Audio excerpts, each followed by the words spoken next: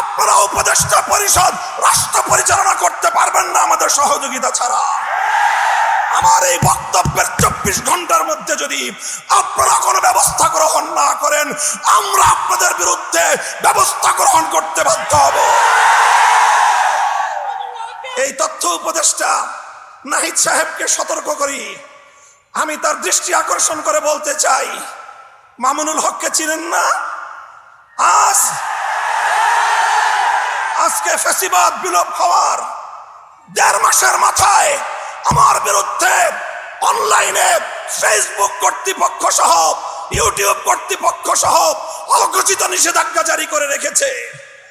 আমার news cover করে এই পর্যন্ত বাংলাদেশে প্রায় শতাধিক জাতীয় নিউজ পোর্টাল তারা রেস্ট্রিকশনের শিকার হয়েছে। আপনারা ওখানে বিলাসিতা করেন, বৈষম্যের বিরুদ্ধে সংগ্রামী আমাদেরকে আমাদের সমস্যাগুলোকে সমাধান করবার কোনো চিন্তা আপনাদের নাই। আপনারা উপদেষ্টা পরিষদ রাষ্ট্র পরিচালনা করতে পারবেন না আমাদের সহযোগিতা ছাড়া।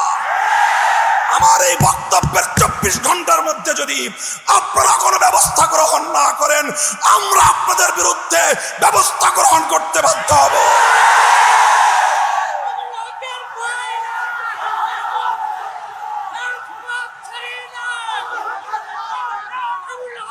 সংগ্রামী সাথী ও বন্ধুগণ, আমরা পরিষ্কার ভাষায় বলি, আন্দোলনে ছিলাম আমরা, সংগ্রামে ছিলাম আমরা, রক্ত দিয়েছি আমরা, কারারুদ্ধ হয়েছি আমরা, অন্যায় অপমানের শিকার হয়েছি আমরা, ষড়যন্ত্রের শিকার হয়েছি আমরা, যুদ্ধ করে বিজয়ের রণাঙ্গনেও ছিলাম আমরা। এখন সম্মিলিতভাবে এই রাষ্ট্রটাকে এগিয়ে নেওয়ার দায়িত্ব আমাদের। আমরা সহযোগিতা করতে চাই, গায়ে পড়ে সহযোগিতা করতে চাই। আমাদের গায়ে পড়ে সহযোগিতা যদি পায়ে ঠেলতে চান, সে পা ভেঙ্গে গুড়িয়ে দিতে এক মুহূর্ত আমরা বিলম্ব করব না। আল্লাহ পাক রব্বুল আলামিন এই বাংলাদেশকে একটি সুন্দর সমৃদ্ধশালী একটি বাংলাদেশ হিসেবে এগিয়ে নেওয়ার তৌফিক দান করুন। আমরা পরিষ্কার ভাষায় বলি, আমরা ইসলামী রাজনীতি করি, এদেশে খেলাফত রাষ্ট্র ব্যবস্থা প্রতিষ্ঠার জন্যই আমাদের জীবন যৌবনকে আমরা উৎসর্গ করতে চাই। আপনারা কে কি রাজনীতি করবেন আপনাদের বিষয়। আমরা আমাদের আদর্শ আপনাদের উপর জোর করে চাপিয়ে দিতে চাই না, কিন্তু আমাদের রাজনীতির প্রতি যদি কেউ বৈষম্যমূলক দৃষ্টিভঙ্গি নিয়ে তাকাবার চেষ্টা করেন, চোখ উপড়ে ফেলবো। আমরা কারো করুণা চাই না, অধিকার চাই। ভিক্ষা চাই না, আমরা অধিকার চাই। অধিকার যদি সহজে না দেয়, অধিকার আদায় করে নিতে পারি আমরা। রক্তের প্রয়োজন হলে রক্ত দেই, অধিকার আমরা আদায় করে নেই।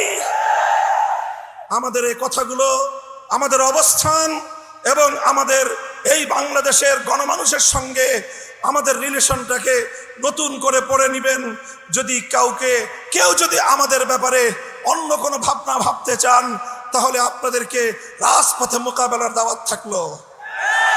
সংগ্রামী সাথী ও বন্ধুগণ, একটি সুন্দর বাংলাদেশ গড়ে উঠুক, বৈষম্যহীন বাংলাদেশ গড়ে উঠুক। আর কোনো শিক্ষাঙ্গনে তোফাজ্জলদের মতো আর কোনো মানুষকে যেন এভাবে বিচার বহির্ভূত হত্যাকাণ্ডের শিকার হতে না হয়। সকল বিচার বহির্ভূত হত্যাকাণ্ডগুলোকে তদন্তপূর্বক প্রকৃত দোষীদের বিরুদ্ধে ব্যবস্থা গ্রহণের দাবি জানিয়ে একটি সুন্দর সুশৃঙ্খল উপনিবেশহীন, উপনিবেশবাদহীন, উপনিবেশবাদ মুক্ত স্বাধীন একটি স্বনির্ভর জাতি গঠনের জন্য যা যা করতে হয় তা করার জন্য আহ্বান এবং তার সহযোগিতার আহ্বান জানিয়ে বক্তব্য শেষ করলাম।